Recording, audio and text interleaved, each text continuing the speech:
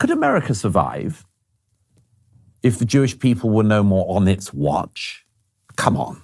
When you're making your argument, Douglas Murray, that morality comes from Jerusalem, I don't know. Is that the kind of morality that we want influencing our civilization? This is the kind of morality that okays lying about 40 beheaded babies. Let's just be clear about that, right? Okay, where are the family members of the 40 beheaded babies that are coming out and talking about the fact that there is now a missing child from their family? 40 families.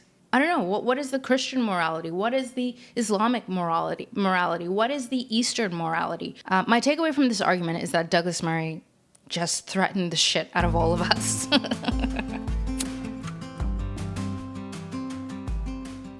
Welcome to another episode of Political Newbie. I'm Noah Clark, and this is a space for newbies to politics like me, a formerly ignorant, average citizen who is simply trying to make sense of the mess, and I thank you for joining me.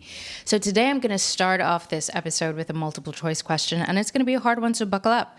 Which entity or influencer do you believe is the greatest contributor to the rise of anti-Zionism around the world? And I know it's a trick question because obviously it's a combination of things. But if you had to pick a representative to act, if you had to pick one to act as a representative of the greatest contributor, who would it be?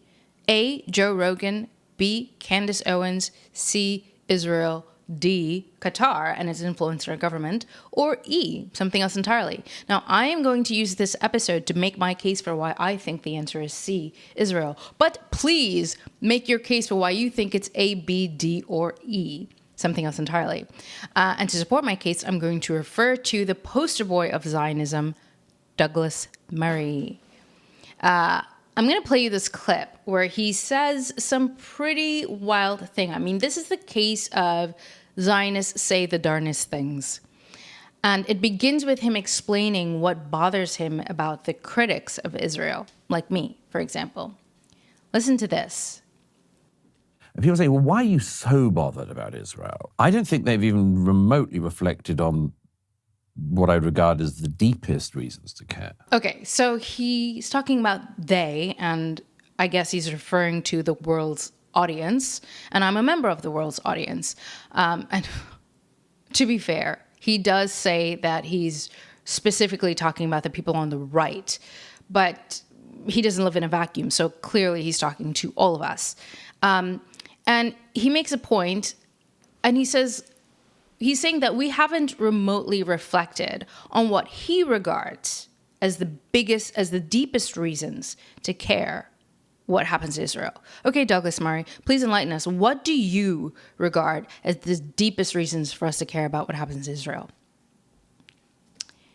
It seems to me, if, as you well know, Western civilization is based on the legacy of Athens and Jerusalem. Athens is under great assault always, but it's not actually under existential assault at the moment. Okay, at the moment. All right, cool.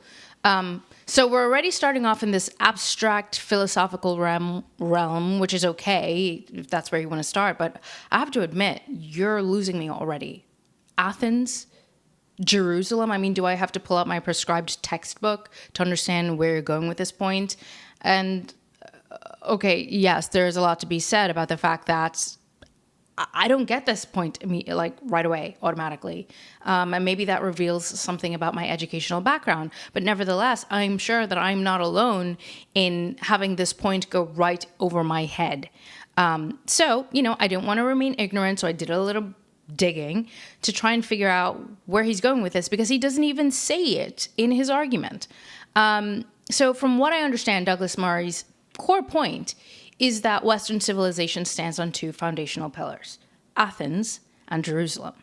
From Athens, the West, he claims, inherited rationalism, science, civic participation, which clearly I am trying to course correct because I haven't been doing a very good job at that, secular ethics, all stemming from Greek philosophy, right? Socrates, Plato, Aristotle, we all at least know about that, and the democratic ideals of classical Greece. And from Jerusalem, which I must remind you was in the heart of Palestine for centuries, we get ethical monotheism, law, justice, and the moral framework rooted in Jewish teachings. Teachings that later influenced Christianity and helped shape the religious and moral culture of the West. And when I think of moral culture, I automatically think of the most moral army in the world. I don't know, that's just where my mind goes. So from this, his argument is going to be that if Israel, modern day Jerusalem as of 1948, is threatened or falls, then one half of Western civilization, of the foundation that's holding up Western civilization, will completely collapse, and then Western civilization will be lopsided. Okay, fine. That would be a fair statement if it were in fact true, right?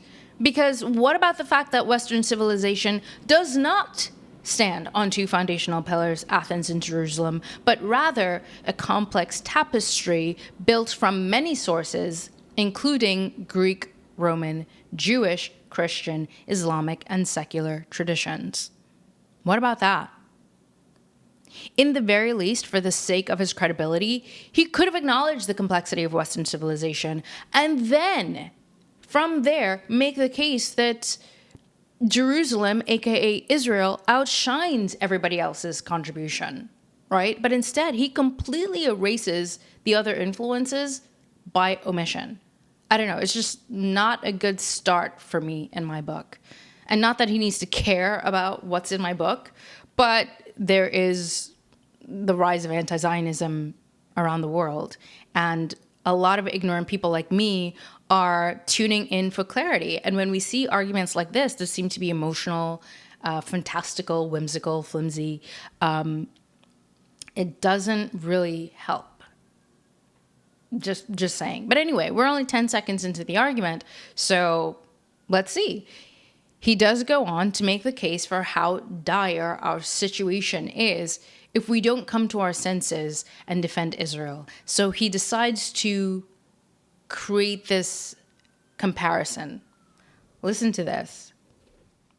What is being attempted by Israel's enemies is the philosophical and cultural equivalent of burning all the libraries of Alexandria. This is one of the underpinnings of Western civilization, utterly, utterly at risk.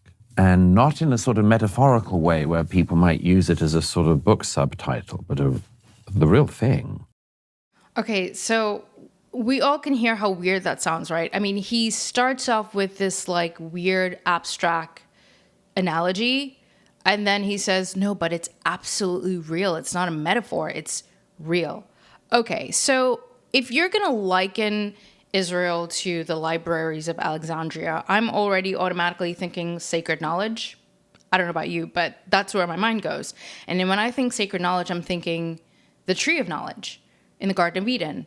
I'm thinking of the apple that everybody told Adam and Eve to stay the hell away from, as far away from it as possible. So naturally, I'm thinking, oh, well, if you consider yourself the tree of knowledge, the library of knowledge, sacred knowledge, then maybe we should stay as far away from you as possible. I don't know, maybe that's juvenile thinking and my mind is just getting carried away. But let's just say he's talking about the enemies of Israel, right? Trying to destroy the foundation of Western civilization, the sacred knowledge of Western civilization, or I guess the world in general. But what of the enemies of empire and colonialism, who, rather than seeing Israel as the libraries of Alexandria, see Israel as the offspring of an empire that razes villages to the ground in order to build those libraries? And the real risk to civilization is allowing nation states to claim moral and historical supremacy as justice for violence, apartheid, and ethno-nationalism. What of those enemies? So to me, I see two classes of enemies. The enemies of empire and colonialism and imperialism, and the enemies of empire. That's the two classes of enemies that I see right now so far that Douglas Murray is presenting to us, not outright, but it's embedded in what he's saying. That's just instinctively where I'm going. What's coming out of this argument or his position for me personally, and maybe for other people, because the rise of anti-Zionism is exponential right now. It is growing so fast, it's catching like wildfire. For me, I'm just like, Douglas Murray, make your case as to why your viewpoint, Libraries of Alexandria, is more legitimate than allowing nation states to claim moral and historical supremacy to justify violence, apartheid, and ethno-nationalism. And then we're getting somewhere. Then we're off to a good start. And actually, there is a person that I just watched on Jamal Thomas's podcast, which I urge you to go see. The link is going to be in my description. And this guy, Laith Marouf, makes an excellent point about what's going on in the Middle East. And I'm just like, if the Zionists come out with this talking point or this position, which seems to me to be honest, and they make their case about that, we might be getting somewhere. Listen to this. Can the United States remain the hegemon if Israel ceases to exist as a fascist colony? The main purpose of the existence of Israel is to expand. Not only to expand, actually, the number one reason for the existence of Israel in the eyes of the imperialists, including the British before that and the French before them also, whatever, is that Israel will be a open wound that is also geographically dissects the Arabic world, doesn't allow it to have a land continuity, and swallows up the Arabic world in eternal war, forever war, that doesn't allow the Arabic people to ever be able to merge, unify, and use their resources to build their society in a way that could compete. Okay, because if the Arabs are, even just half of the Arab countries are unified, specifically in that corner between Iraq and Egypt, that means control of the most important waterways in the world and half of the oil of the world and what have you, and the Arabic people would be ruling the planet. Because of geography, not because we're better or anything. Geography forces everybody to pass through our territories to do trade. Okay, geography says that we have the oil, and if there's no more oil and gas, we will have the solar panels that are going to power the whole planet. So the minute Israel ceases to exist, there will be immediately a rise of an Arabic pole that will compete and will be in the most important geographic position on the planet. So its purpose is to continue to beat down Arabs over and over and over so they never put their... That's all I'm saying, right? And now we're going to get a glimpse of the kinds of thoughts that motivates Douglas Murray that for some reason he didn't have the courage to publicize before until now. And instead of, shifting away from a philosophical, abstract point of view, he decides to strengthen his argument and further it with a thought experiment. Listen to this. I've sometimes thought about it this way. I haven't tried this out in public before. How many Jews are there in the world? 15 million. 15 million. Okay. This may come across really coarse, but let me put it this way. It's conceivable that at some point 15 million Christians could be killed. It would be a disaster, a tragedy. It's conceivable that at some point, Burma, India, 15 million Muslims could be killed. It would be a disaster. It would be a tragedy of an unimaginable scale, of mid-20th century scale. But if 15 million Jews were killed, that's the end of the story. That's it. Now, what does that mean? Welcome to the thought process of an expert. These are the people that we should be trusting and relying on, right?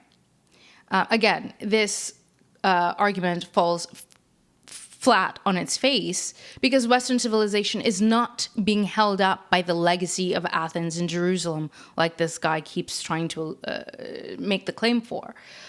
Even a formally ignorant and in the dark average nobody citizen like me understands this. So, I mean, you need a better argument. Can I just say that this is the kind of thought process that poses the greatest threat to Western civilization and to civilization in general. And, while you are free to think this, speak this, and be platformed with this kind of rhetoric, the reality of the situation is this is not just thoughts for the Zionist state. Like, this is policy. They are currently acting out this frame of thinking in real time. This is literally policy for them, right? So yeah, we are all defending free speech, etc. But in this moment, he is actually voicing policy, not just his ideas. So what Douglas Murray just revealed to us is that he and his like-minded peers believe that the lives of Zionists are more valuable than everyone else's. Even non-Zionist Jews are not as valuable. So when you're making your argument, Douglas Murray, that morality comes from Jerusalem, I don't know. Is that the kind of morality that we want influencing our civilization? I don't know. What is the Christian morality? What is the Islamic morality? What is the Eastern morality? What is the Buddhist morality? I want to know, because this morality to me sounds crazy. I don't want anyone around me to base their lives on this kind of morality. If my friends use this morality, no thank you. I can't trust you. I literally cannot trust anybody who depends on this kind of morality, this kind of moral and historical supremacist kind of morality that Douglas Murray is using to back up his claims why you and I should not only give up our rights to defend Israel, but also send our brothers, sisters, and children to die for Israel. I don't know. Also, everything he just said sounds kind of anti-Muslim and anti-Christian to me, doesn't it? I don't know. Let me know what you think, because I don't know. I'm new to this, so maybe I'm taking it, I'm being a little extreme about it, but that's how it sounds to me. This is the kind of morality that okays lying about 40 beheaded babies. Let's just be clear about that, right? Lying about mass rapes, lying about the execution of medics, right? This is the morality we're talking about here. I just discovered that there's a documentary out there called Screams Before Silence that this woman, Sheryl Sandberg, commissioned. And I guess it was done in last February, 2024. And this entire time I haven't heard of it. So I guess it didn't blow up as we expected it to, because of the rise of anti-Zionism. People are rejecting it. And up until this point, it's only got about a little over 1 million views. But I went and had a look, and literally there is not a single shred of evidence in this documentary to back up this claim that they were going on and on about the rapes and the this and the that. And I'm like, okay, Israel is rejecting independent investigation in this to honor the women who were raped, right? To bring this injustice to light properly. Israel is rejecting that. Okay, where are the family members of the 40 beheaded babies that are coming out and talking about the fact that there is now a missing child from their family? 40 families, right, are missing a child. And I haven't seen not a single one of them come out and say, I'm the parent of the baby that was beheaded and burned alive, or whatever they're claiming. Now, anybody who supports a group of people that are using this lie to execute collective punishment on a group of people, basically genocide them, I can't trust you. If that's morality that you're standing behind, I can't trust you. I don't care who you are at this point. I mean, you could literally be my husband. I wouldn't trust you if that's the morality you stand behind. So listen, if that's your argument, Douglas Murray, that Jerusalem is the foundation for morality, you can keep it. I'm telling you, these are the kinds of arguments that increases my anti-Zionist leaning. You know, it's pushing me away from trusting what the Zionist agenda really is, and it's making me believe all of the anti-Zionists because you're coming up with these kinds of arguments. It's just insane. I can't blame it on Joe Rogan, and I can't blame it on Candace Owens or Tucker Carlson or Alex Jones. I just can't blame it on these people because they're not influencing me as much as Douglas Murray is. So far, he's making his case about why I should care about what happens to Israel. And then he sums it up by stating that he finds critics like me intolerable. And again, to be fair, he's talking about people on the right side of politics, so he's not directly talking about me, but again, he's not living in a vacuum, so he's speaking to me. And he's saying that we ignorant folks just do not understand that we cannot survive without Israel. Listen to this. But if 15 million Jews were killed, that's the end of the story. That's it. Now, what does that mean for the Jewish people? It's the end. The people who saw off everyone from Pharaoh to Hitler disappeared in the 21st century. Everyone else, in my view, wouldn't survive either. Western civilization could not survive the destruction of the Jewish state. Western civilization would die. Could America survive if the Jewish people were no more on its watch, or everybody was forcibly deported from the Holy Land? Come on.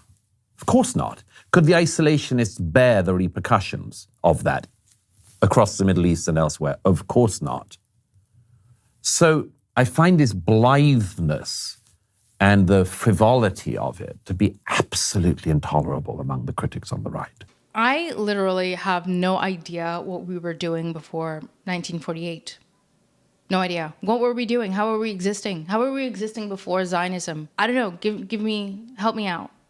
Because maybe Douglas Murray knows the answer to this. How we managed to fend for ourselves without the state of Israel. And while Jerusalem was in Palestine, I have no idea. My takeaway from this argument is that Douglas Murray just threatened the shit out of all of us. I mean, I feel like we are being dragged into their Samson option, which is he wants us to, I don't know, off ourselves with Israel if the state is that threatened. And they are going to drag us as low as possible. This is the crabs in the bucket kind of situation where you will step on the head of everybody to try and claw your way out. And I feel like we're at the brink of that, essentially. But my gut reaction to Douglas Murray also is that he is an expert emotional manipulator. If you've ever been in a relationship or know somebody who has been in a relationship and you're trying to get out of that relationship, and the person is telling you, no, if you leave me, your entire life will be meaningless. Your life was nothing before me, okay? Like, I am everything to you, and I love you. And how lucky are you that I love you? Try to imagine your life without me. Like, it's not going to be good, okay? And you're sitting there thinking like, I have never been more unhappy in my entire life, but somehow this person is trying to convince you that your life is going to be miserable without them, and so now you're doubting yourself. You're doubting that you really do want to leave this person. And I'm pretty sure a lot of people have been in relationships like that or know people who have been in relationships like that. This is the relationship that America seems to be in with Israel, from my perspective, based on everything that I'm hearing so far, from the Zionists, not from people like Candace Owens or Joe Rogan or Dave Smith. So my response to Douglas Murray's frustration with critics of Israel like me and people on the right that he specifically points out: Western civilization, don't be emotionally manipulated into staying in a toxic, abusive relationship, no matter how many fancy bags or diamond rings you're being given. Because here's what's at stake. The freedom to leave is at stake. The freedom to speak and voice your opinions is at stake. The freedom to grow, to reimagine what a healthy coexistence looks like, that's what's at stake here. And if we allow ourselves to be emotionally manipulated by rabid pathological liars who think they are morally, culturally, and intellectually superior to everybody else, whatever happens is our own fault, essentially. Okay, guys, that's all I got for today. Let me know what you think. If you don't leave a comment, leave me a thumbs up. I can't wait to see you in my next episode, which, by the way, I've already drafted, and it's pretty interesting.